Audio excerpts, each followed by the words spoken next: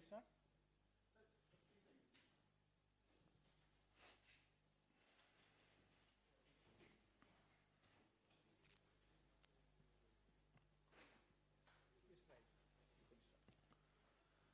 दोस्तों, आज का विषय किसानों की आमदनी को लेकर के है।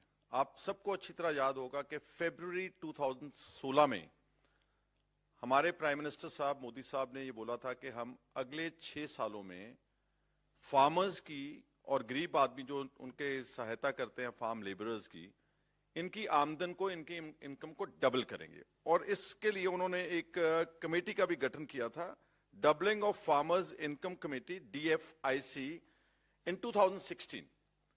अब 16 से लेकर के 22 तक पूरे 6 साल का समय हो गया है, in fact more than 6 years now. लेकिन फार्मर्स की आमदन बढ़ने की बजाय घटी है।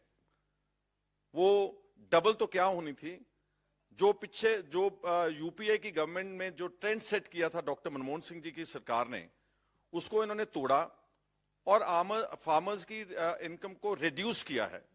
और ये मेरे कहने से नहीं फर्क पड़ेगा, ये फिगर्स बताते हैं कि क्या पिछले 6-7 साल में जो एग्रीकल्चर सेक्टर है उसके क्या हालात हुए। और किसानों का और खेत मजदूरों का कर्जा बढ़ते बढ़ते बढ़ते इतना बढ़ गया है कि एनसीआरबी की जो अपनी फिगर्स हैं गवर्नमेंट ऑफ इंडिया की, उसके मुताबिक 4 लाख किसानों ने देश भर में आत्महत्या की है। अब अगर आमदन बढ़े तो कोई इतना बेवकूफ तो है नहीं कि अपनी जान गवाएगा। जान इसलिए गवा रहे हैं। और पंजाब जैसी स्टेट प्रोग्रेसिव, वहां पर भी there are large number of farmers and farm labourers committing suicides because unfair pricing है क्रॉप्स की।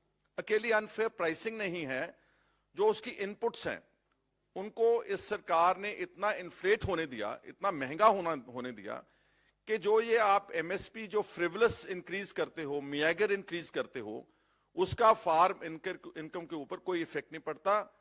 और इनफैक्ट उसकी जो आमदन है किसानों की, वो पिछले सालों में घटी है। इसको अभी मैं फिगर्स की बात भी करता हूं, लेकिन हम डिमांड करते हैं कांग्रेस पार्टी की तरफ से कि भारत सरकार, मोदी साहब की सरकार एक व्हाइट पेपर जारी करें। और इस व्हाइट पेपर में 2004 के जो उस वक्त प्राइसेस थे क्रॉप्स के और जो फार्मर्स की इनकम थी उसको ले लें, 2014 वाले को पैमाना मान के ले लें, और फिर अब 2022 में बताएं कि इस वक्त किसानों की आमदनी के क्या हालात हैं। और यह बात मैं इसलिए कहना चाहता हूं कि आप अगर एमएसपी की बात करें तो 2004 में जब यूपीए गवर्नमेंट ने स्टार्ट किया अपना काम, तो उस वक्त गेहूं के दाम, जो वीट के दाम थे, वो 640 रुपए क्विंटल थे, 640 रुपीज पर क्विंटल। और उसमें उनके टेन्योर में, डॉक्टर मनमोहन सिंह की टेन्योर में 1285 रुपए पर क्विंटल गेहूं के दाम हुए हैं। इसी तरह जो पैडी की जो थी एमएसपी, धान की एमएसपी जो थी, वो 560 रुपए प्रति क्विंटल थी। That went up to 1250 rupees per quintal in 2012। So UPA की गवर्नमेंट में जो इंक्रीज थी, जो इट वाज, अगर परसेंटेज वाइज इंक्रीज देखें तो it was literally doubling the prices of crops during the UPA tenure of doctor Manmohan Singh ji, doubling. और अगर हम अब की बात करें, 50% इंक्रीज मतलब हमने यूपीए की गवर्नमेंट में दिया था। और जो अब काफी अरसे से मोदी साहब के जो जुमले छोड़ रहे हैं इधर उधर के, ये बहुत मियागर इंक्रीज हुई है, बहुत कम इंक्रीज जो एमएसपी क्रॉप्स के ऊपर हुई। और सबसे बड़ी बात यहां मैं करना चाहता हूं कि इतना बड़ा आंदोलन हुआ देश में, एसकेएम ने और बहुत सारी किसान जथेबंदियों ने, ऑर्गेनाइजेशंस ने लगभग 1.25 साल यहां पर बैठ करके एजिटेट किया। उनकी मेन प्रमुख डिमांड थी कि जो हमारी मिनिमम सपोर्ट प्राइस सिस्टम है, इसको जो आपने प्रॉमिस किया था बीजेपी के 2019 मैनिफेस्टो में कि हम इसको स्वामीनाथन कमेटी की रिपोर्ट के रिकमेंडेशंस के हिसाब से लागू करेंगे देश में, and that formula was C2 plus 50% increase. जो भी इनपुट्स होंगी फसलों की, चाहे वो डीजल है, चाहे पेस्टिसाइड है, चाहे लेबर है, चाहे फर्टिलाइजर है, चाहे एग्रीकल्चर मशीनरी की कॉस्ट है, इन सारी चीजों को कैलकुलेट करने के बाद जो एमएसपी देंगे वो कम से कम उनको 50% ओवर एंड अबव प्रॉफिटेबल देंगे, जो भी उनकी कॉस्ट होगी। अगर C2 प्लस 50% फॉर्मूला के साथ स्वामीनाथन कमेटी की रिपोर्ट के साथ कैलकुलेट किया जाए मोटे तौर के ऊपर, तो जो आज वीट और पैडी की जो एमएसपी है लगभग 2000 रुपए प्रति क्विंटल है, it should be actually 4000 rupees per quintal. 4000 रुपए के करीब एमएसपी होनी चाहिए स्वामीनाथन कमेटी की रिपोर्ट के हिसाब से। अगर मोदी साहब की सरकार डबलिंग की जो प्रॉमिस की थी वो करते, तो कहां 4000 रुपए प्रति क्विंटल और कहां 2000 रुपए प्रति क्विंटल। और आज पहली सरकार हमने देखी है, and during 75 years of independence, this is the only government which has imposed GST on agriculture inputs. Fertiliser के ऊपर जीएसटी, पेस्टिसाइड के ऊपर जीएसटी, जो एग्रीकल्चर मशीनरी हम यूटिलाइज करते हैं, ट्रैक्टर्स जो उसके बनाते हैं, फार्म के इंप्लीमेंट्स बनाते हैं, उसके ऊपर सारी जीएसटी। और जीएसटी का भी पूरा दाम जो है जीएसटी का, जैसे किसी हॉस्पिटैलिटी इंडस्ट्री को लगाते हैं, कॉर्पोरेट्स को लगाते हैं, उतने ही दाम जीएसटी के एग्रीकल्चर की इनपुट्स के ऊपर लगाते हैं। और आप डीजल और पेट्रोल की बात करें, क्योंकि डीजल की बात करें, डीजल एक मेजर इनपुट है एग्रीकल्चर की सारी इकोनॉमी में, एग्रेरियन इकोनॉमी में। अब आप देखें कि 2014 में जब मोदी साहब ने टेक ओवर किया एज प्राइम मिनिस्टर, उस वक्त डीजल की जो प्राइस थी, वह हम दिल्ली की बात कर लें या देश की बात कर लें, इट वॉज 55 रुपीज 48 पैसा। 55 रुपीज 48 पैसा पर कांग्रेस की गवर्नमेंट छोड़ के गई, उस वक्त जब international prices of crude oil were very high in the world. Crude oil की कीमतें ऊपर थी, लेकिन जो डीजल इंडिया में बिक रहा था, खास तौर के ऊपर ट्रांसपोर्टेशन सेक्टर में जो यूटिलाइज होता है और एग्रीकल्चर सेक्टर में यूटिलाइज होता है, उसकी कीमत 55 रुपीज 48 पैसा पर लीटर थी।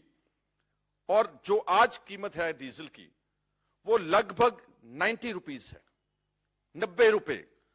और इसको अगर हम प्राइसेस परसेंटेज की तरह में कैलकुलेट करें, 61% इंक्रीज है डीजल की प्राइस में भारत में, इस डॉक्टर मनमोहन सिंह की सरकार से लेकर के और मोदी साहब की सरकार के।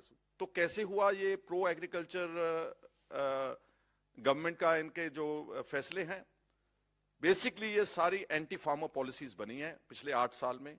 और जैसे मैंने पहले भी बोला है आपको, और ये जो डीजल की प्राइस पे आना चाहता हूं, अब international price of crude oil विश्व में कम है compare to what they were in 2014।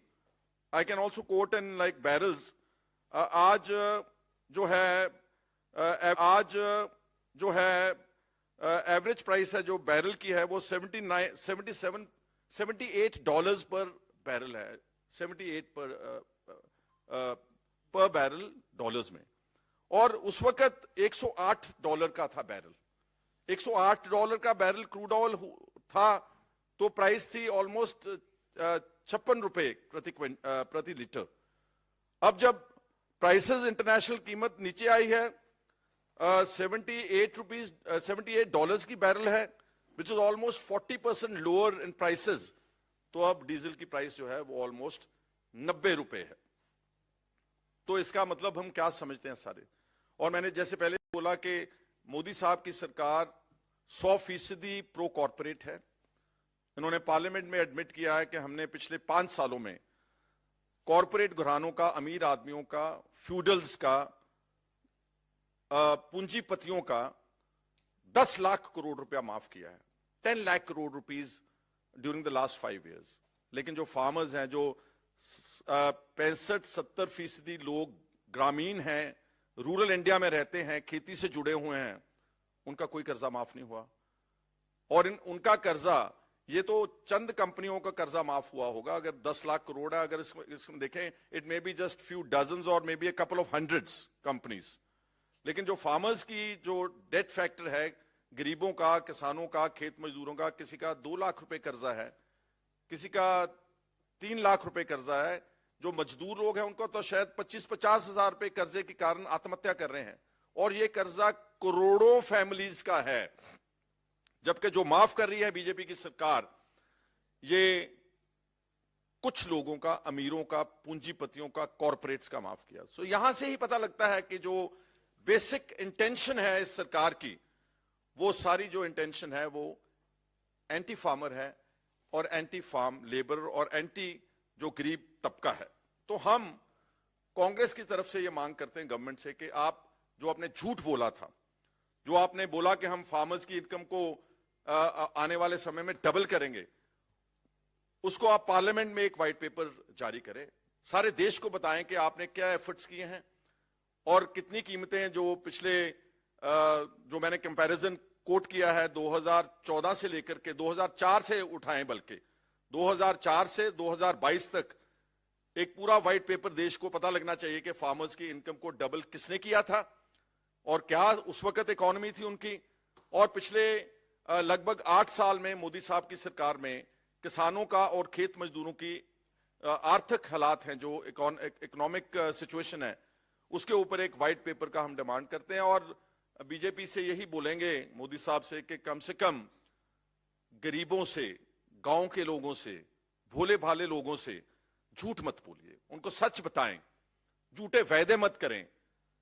आपके मैनिफेस्टो की आप पढ़ लें क्लॉज स्वामीनाथन कमेटी रिपोर्ट की और डबलिंग ऑफ फार्म इनकम की, उसके ऊपर आपको ये हमारी चुनौती है कि पार्लियामेंट में आने वाले इसी सेशन में आपको एक व्हाइट पेपर एग्रेरियन इकोनॉमी के ऊपर और particularly keeping in view the inputs of agriculture and the prices fixed over a period of time of the minimum support price of different crops, इसका एक व्हाइट पेपर पार्लियामेंट में जारी होना चाहिए। और मैं रिएटरेट करता हूं कि जो किसानों ने आंदोलन किया था, आपने उनको भी धोखा दिया है। 600-700 किसान दिल्ली के बॉर्डर में मरा है, उसकी जान गई है, और आपने वायदा किया था कि हम इस सारे देश में मिनिमम सपोर्ट प्राइस को लीगल गारंटी बनाएंगे, लेकिन आपने आज तक उसको लीगल गारंटी भी नहीं बनाया। जो कमेटी बनाई आपने ब्यूरोक्रेट्स की और अपने जो आपके ऑर्गेनाइजेशंस आपके साथ हैं, बीजेपी के किसान ऑर्गेनाइजेशंस की, जो उनके आपकी हाथ ठोका है, आपने उनको ले लिया केवल। ये सारी कमेटी भंग होनी चाहिए। जो फार्मर्स के असली नॉमिनीज हैं, जिन्होंने स्ट्रगल किया, एजिटेट किया, उनको लेकर के एक नई कमेटी बने, टाइम बाउंड फ्रेम स्ट्रक्चर में मिनिमम सपोर्ट प्राइस को जो है एक लीगल गारंटी की शक्ल में बनाया जाए। और जो मुकदमे आपने किसान आंदोलन में हजारों की तादाद में किसानों के ऊपर किए, वो सारे मुकदमे हैं जो वापस लेने चाहिए। लेकिन to wind up, ultimately I reiterate my demand that the BJP government must issue a white paper on the current the income of the farmers and farm laborers in this country, and the parameters to be taken into consideration should start from 2004 to 2022. धन्यवाद आपका बहुत बहुत। Okay. Any questions we have on this topic? जैसे आपने कहा, आपने agree भी किया कि ये 1200 रुपये भारतीय जनता पार्टी भी कहती है कि 1000 रुपये आपने छोड़ के गया था और 2125 रुपया अभी जो है एमएसपी है गेहूं का, तो उन्होंने कहा दुना तो मैंने कर ही दिया और किसान के अकाउंट में भी पैसे भारतीय जनता पार्टी या भारतीय जनता पार्टी की सरकार भेज। देखिए, ये फिगर्स मैंने आपको कोट किए हैं, you can not alter the figures. 2014 में जो प्राइसेस एमएसपी थी गेहूं की और धान की, वो मैंने आपको कोट की है, और आज की एमएसपी आपको बता। लेकिन इसमें आप देखें कि इन्फ्लेशन कितनी बढ़ी है इस देश में। मैंने आपको डीजल की प्राइस कोट की है, मैंने फर्टिलाइजर की कोट की है, मैंने पेस्टिसाइड की कोट की है, जीएसटी लगा दिया है। अगर आप इन सब बातों को देखेंगे तो जो इंक्रीज है इसके मुकाबले में बहुत मियागर है, बहुत कम है। ये हम एम्फसाइज कर रहे हैं। इससे आमदन डबल नहीं हुई, इससे आमदन अगर आप देखेंगे उनकी घटी है। और तभी देश में कर्जे का जो इस वक्त पैमाना है किसानों के ऊपर, वो ज्यादा बढ़ रहा है। और आत्महत्याएं एक इंडिकेटर हैं। कोई जान नहीं गंवाना चाहता अगर उसकी आमदन डबल होगी हो, इसलिए ये बातें जो है वो झूठ बोल रहे हैं। झूठ की मशीन है, प्रोपेगेंडा है उनके पास, सारा अपना जो गोद मीडिया बोलते हैं उनके पास है, तो कुछ भी बोलें तो वो दोबारा ज्यादा झूठ बोल करके उसको सच साबित करने की कोशिश करते हैं। हाँ, yes, see here are the figures I give you.